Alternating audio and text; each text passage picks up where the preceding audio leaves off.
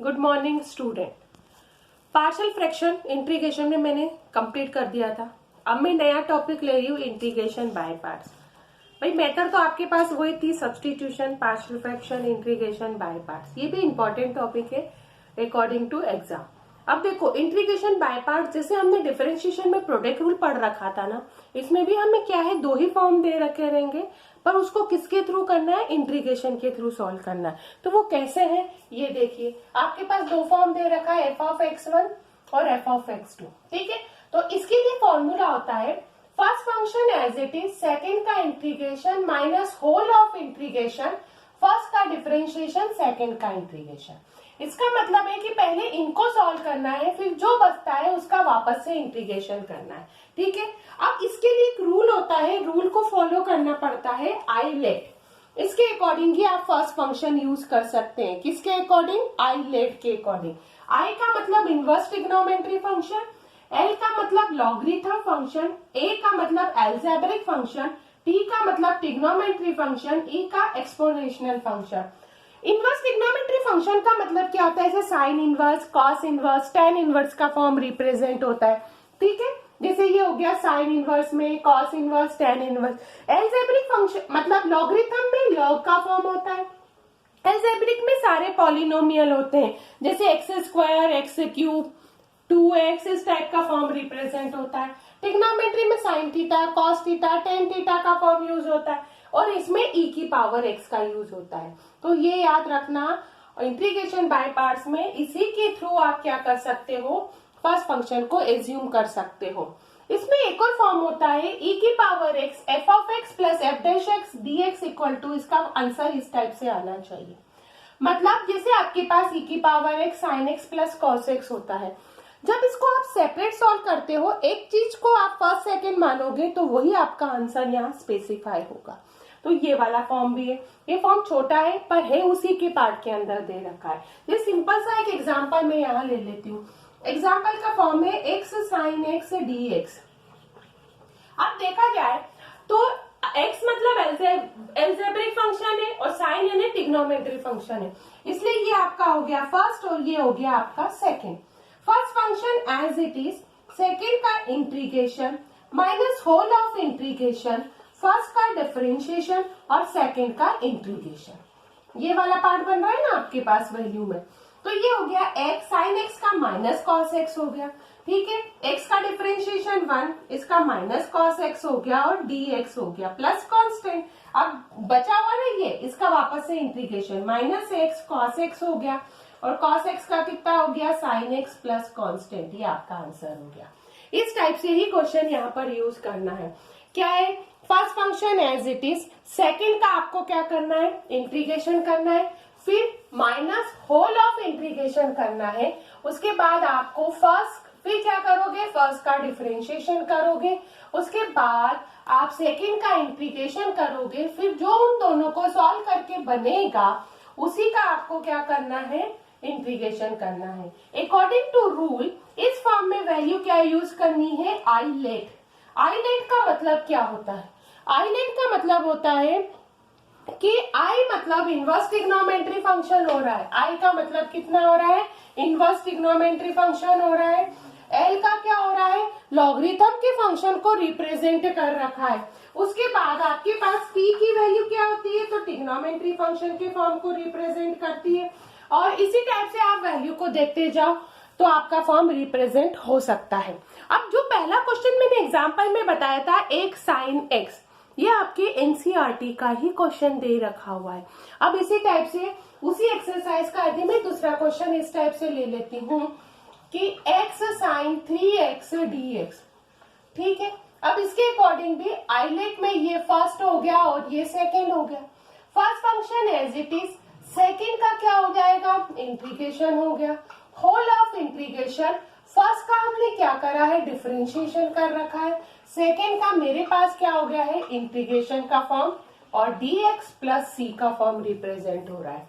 ठीक है, अब ये हो गया, एक साइन x का होता है माइनस के कॉस 3x/3 हो जाएगा, माइनस इसका 1, ये माइनस का कॉस 3x/3 हो गया, dx प्लस कांस्टेंट हो गया। ठीक है, माइनस एक्स कॉस 3x/3 हो जाएगा। अब 1/3 तो कॉमन निकाल दिया, बचा cos 3x dx plus c, ये तो कांस्टेंट है, तो ये हो गया माइनस एक्स cos 3x/3 हो गया। 1/3 कांस्टेंट है, cos का कितना होता है sin 3x/3 प्लस कांस्टेंट। अब चाहो तो आप इसका क्या करो, मल्टीप्लाई कर सकते हो। मल्टीप्लाई करके 3 इंटू 3 कितना हो जाएगा, 9 की कैटेगरी यहाँ पर आपके पास क्या हो रही है, यूज हो रही है, तो ये वाला फॉर्म आपका रिप्रेजेंट हो गया। अब इसी टाइप से आप थर्ड वाला क्वेश्चन देख लो, जैसे एक्स स्क्वायर ई की पावर एक्स और dx का फॉर्म हो रहा है। अब एक्स स्क्वायर तो एल्जेब्रिक फंक्शन हो गए, ई की पावर एक्स क्या हो गया, एक्सपोनेंशियल फंक्शन हो गया, तो ये हो गया फर्स्ट, ये हो गया second. First function as it is, second का इंटीग्रेशन, ठीक है, होल ऑफ इंटीग्रेशन, फर्स्ट का तो डिफरेंशिएशन किया, फिर सेकेंड का इंटीग्रेशन करूंगी, यही फॉर्म बन रहा है ना, dx प्लस c का फॉर्म बन गया। एक्स स्क्वायर ई की पावर एक्स का ई की पावर एक्स, इसका कितना हो जाएगा 2x ई की पावर x और dx प्लस कांस्टेंट। अब देखो यहाँ पर डबल फॉर्म आ गया है, ये क्या हो गया 2x आ गया ना, तो ये तो हो गया फर्स्ट और ये हो गया सेकेंड, मतलब एक ही चीज को आपको क्या करना है, डबल डबल बार में सॉल्व करके निकालना है, तो भी लगता है।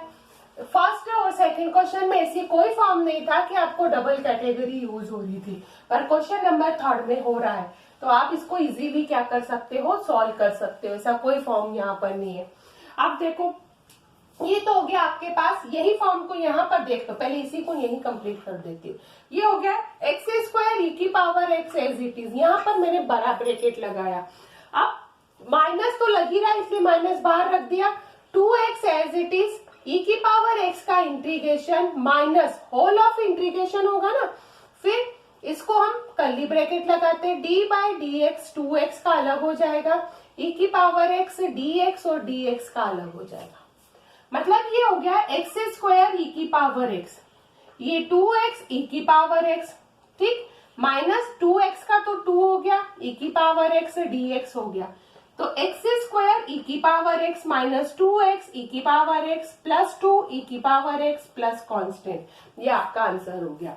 आप चाहो तो इसमें से क्या कॉमन निकाल सकते हो, 2 निकाल सकते हो इन दोनों में से, या सब में से निकालना चाहते हो तो क्या निकालोगे, e की पावर x को आप इजीली क्या कर सकते हो, कॉमन निकाल सकते हो। तो ये आपके पास क्वेश्चन हो गया, हर टाइप का क्वेश्चन है उसके अंदर, जैसे साइन के साथ है वो बता दिया, उसके बाद e के साथ है। अब जो क्वेश्चन नंबर 4 दे रखा है ना, वो आपके पास किसके फॉर्म में दे रखा है, x log x के फॉर्म में दे दिया है, मतलब आई डेट के हिसाब से आपके पास वैल्यू क्या क्या आनी चाहिए, तो आई लेट एल बाद पहले आता है ना, तो ये हो गया फर्स्ट फंक्शन, ये हो गया second function.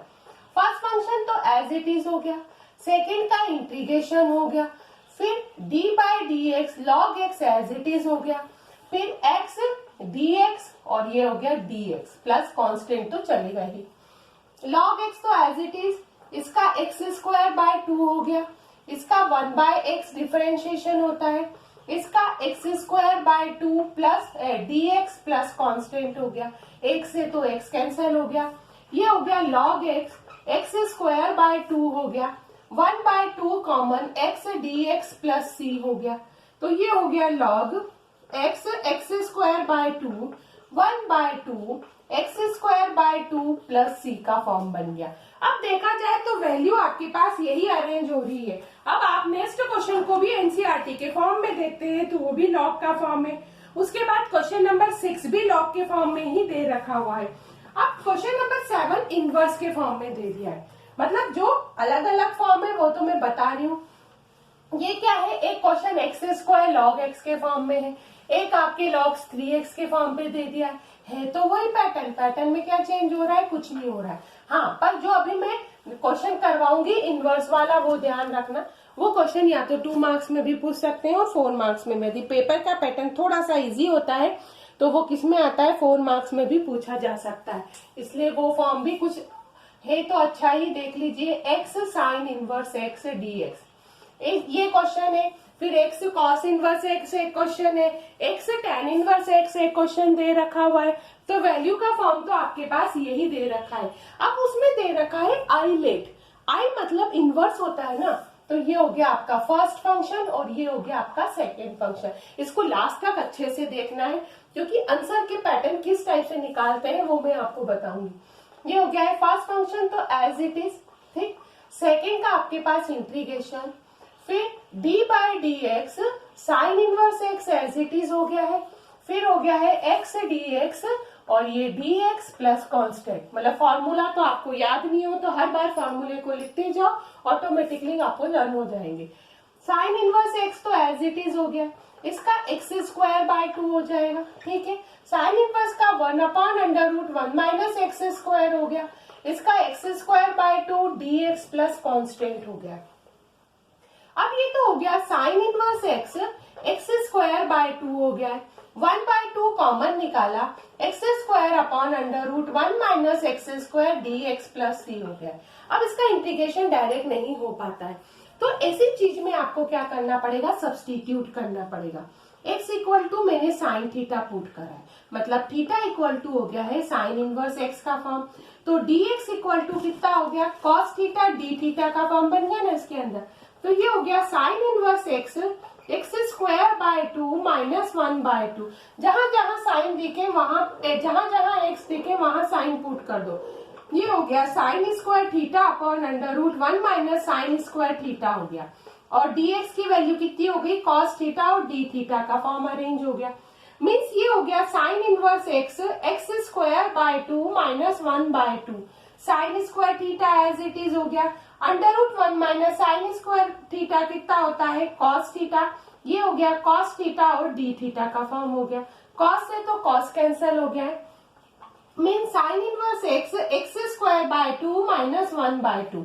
Sign square theta direct integration के फॉर्म में नहीं होता है, तो इसका एक फॉर्मूला होता है, क्या होता है कि cos 2 theta equal to 1 minus 2 sine square theta होता है। मतलब 2 sine square theta equal to 1 minus cos 2 theta होता है। इस 2 को अपॉन में ले जाओ तो साइन स्क्वायर थीटा की वैल्यू कितनी होती है, 1 minus cos 2 theta by 2 D theta का फॉर्म होता है, ठीक है। अब इसकी वैल्यू देखो, ये तो वैल्यू हो गई है sign inverse x square by 2 minus 1/4 D theta plus 1/4 cos 2 theta और ये हो गया डी थीटा, ठीक है। तो ये तो हो गया साइन इनवर्स x, ठीक, x स्क्वायर बाय 2 हो गया 1/4।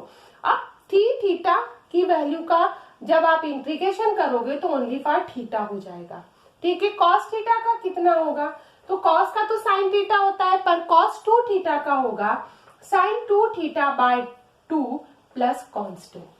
अब आप यहाँ देखिए थीटा की वैल्यू उठा के ये पुट कर दिया, अब इसको किस टाइप से सॉल्व करते हैं वही आंसर होता है।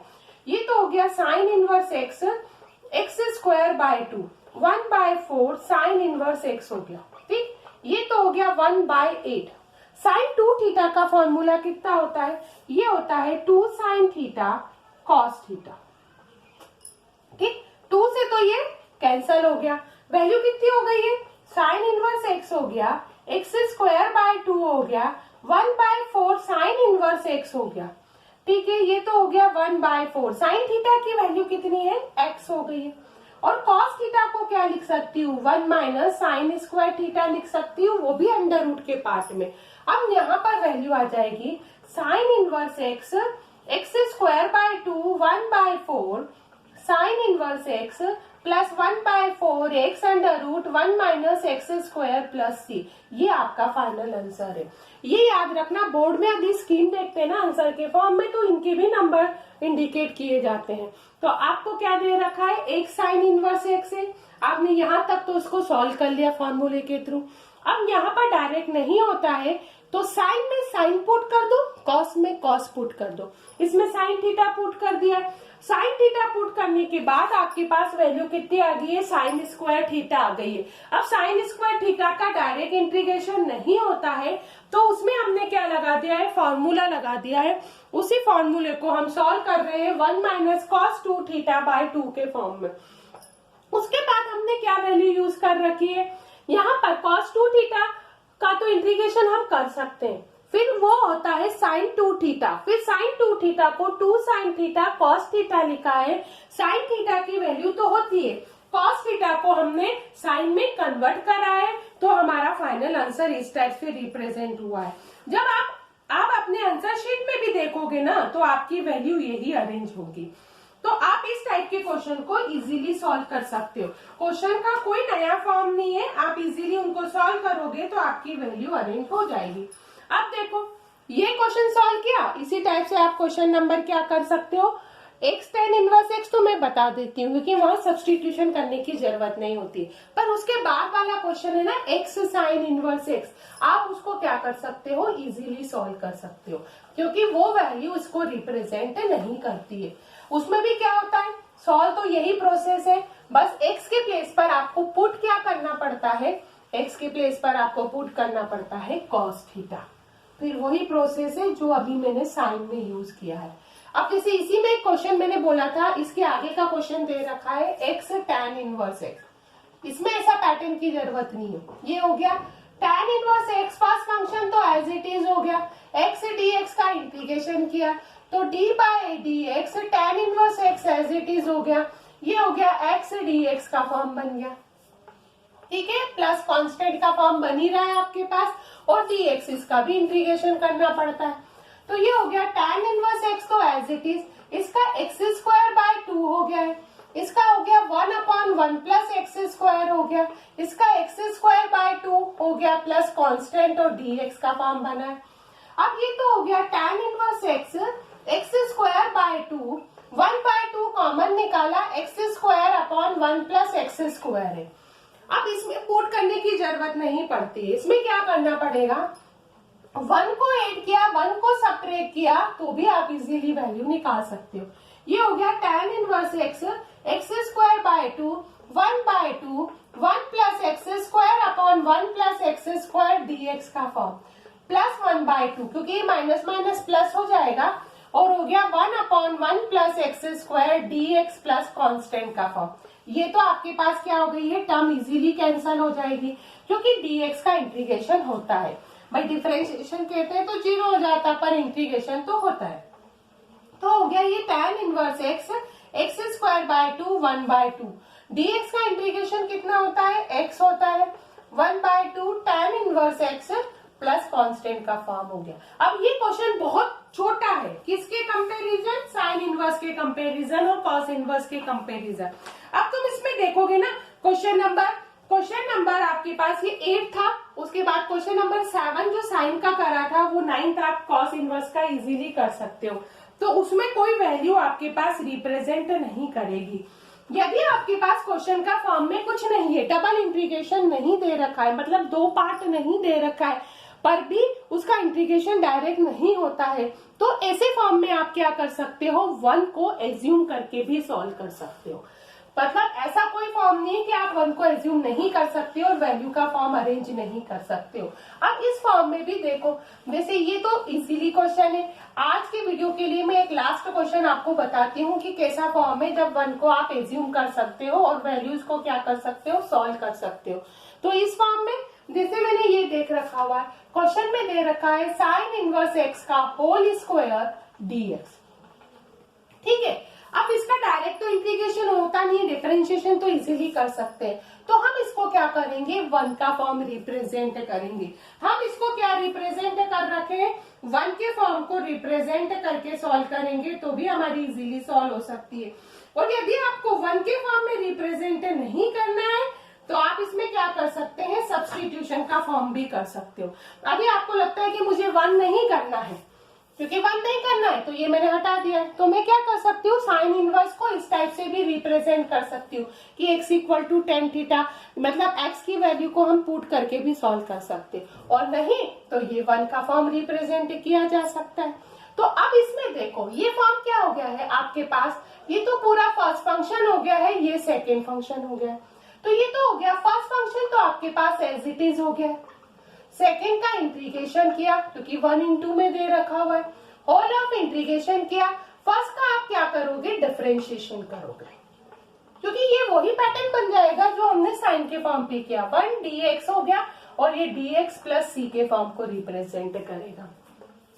ये हो गया साइन इनवर्स x का होल स्क्वायर हो गया, ये x हो गया, इसका डिफरेंशिएशन 2 साइन इनवर्स x हो गया, साइन इनवर्स x का 1 माइनस एक्स स्क्वायर हो गया, ठीक है। ये हो गया x हो गया, ये dx हो गया प्लस c। देखो वो प्रोसेस हो गई ना जो हमने करी थी इसके अंदर। अब हम पुट कर सकते हो x equal to sine theta, हम पुट कर सकते हो, तो dx इक्वल टू कितना हो गया है कॉस थीटा हो गया, थीटा इक्वल टू कितना हो गया है साइन इनवर्स x हो गया है। तो ये तो हो गया साइन इनवर्स x का होल स्क्वायर हो जाएगा, ये x हो गया, यहाँ पर 2 इस x के प्लेस पर पुट करेंगे साइन थीटा, ठीक है। इसके पेट पर 1 माइनस साइन स्क्वायर थीटा हो जाएगा, और यहाँ पर dx के प्लेस पर कितना हो गया कॉस थीटा और d थीटा हो गया, प्लस c हो गया। अब ये साइन इनवर्स है, इसके प्लेस पर क्या पुट करोगे थीटा। अब ये ओवरऑल वैल्यू ये वैल्यू से कैंसिल हो जाएगी, क्योंकि हमने अभी बताया कि under root 1 minus sine square theta होता है, कॉस थीटा का फॉर्म होता है। अब ये हो गया है साइन इनवर्स x का होल स्क्वायर इंटू x हो गया। अब ये फर्स्ट फंक्शन हो गया, ये सेकंड फंक्शन हो जाएगा, तो इसका वैल्यू कितनी हो गई, इसको फिर हमने बड़ा ब्रैकेट लगाया, 2 थीटा तो एज इट इज हो गया, ये हो गया साइन थीटा डी थीटा का फॉर्म हो गया, होल ऑफ इंटीग्रेशन हो गया, डी बाई डी थीटा हो जाएगा 2 थीटा, ये हो गया साइन थीटा डी थीटा का फॉर्म बन गया, ठीक है। यही तो वैल्यू बन रही है आपके पास, ये आ जाएगा साइन इनवर्स x का होल स्क्वायर इंटू एक्स हो गया, इसका 2 थीटा हो गया, कॉस साइन का इंटीग्रेशन कितना होता है, साइन का इंटीग्रेशन होता है माइनस का कॉस थीटा होता है, ठीक। 2 थीटा का डिफरेंशिएशन तो 2 ही होगा ना, तो इसको लिख दिया मैंने 2, और इसका फिर माइनस का कॉस थीटा हो गया और डी थीटा का फॉर्म हो गया, ठीक है। ये तो हो गया साइन इनवर्स x का होल स्क्वायर हो गया इंटू एक्स हो गया, माइनस माइनस तो प्लस हो गया 2 थीटा कॉस थीटा हो गया, फिर 2 प्लस माइनस कितना हो जाएगा -2 कॉस थीटा का क्या होता है वापस से साइन थीटा और डी थीटा होता है। फिर वही अरेंजमेंट करना, डायरेक्ट फॉर्म नहीं करना, थीटा के प्लेस पर वैल्यू को सब्स्टिट्यूट करना और सॉल्व करना। तो ऐसे वाले क्वेश्चन भी आपके एनसीईआरटी में दे रखे हैं। जैसे ये दे दिया x साइन इनवर्स x का होल स्क्वायर, तो एज इट इज हो गया, ठीक है। अब ये वैल्यू देखो 2 थीटा की वैल्यू क्या पुट करेंगे हम, यहाँ से देखो थीटा की वैल्यू है साइन इनवर्स x पुट कर दी, ठीक है। अब cos थीटा को क्या लिखेंगे, under root 1 minus sine square theta, मतलब 1 माइनस एक्स स्क्वायर, इसका आंसर हो गया -2 x प्लस कॉन्स्टेंट का फॉर्म हो गया। तो ये आपका फॉर्म रिप्रेजेंट कर रखा है। अब आप जो भी इसके आगे के क्वेश्चन है जो है तो इसी से रिलेटेड है, आप चाहो तो ट्राई कर सकते हो, नहीं तो मैं अपने नेक्स्ट वीडियो में वो चीज आपको क्या करूंगी बताऊं।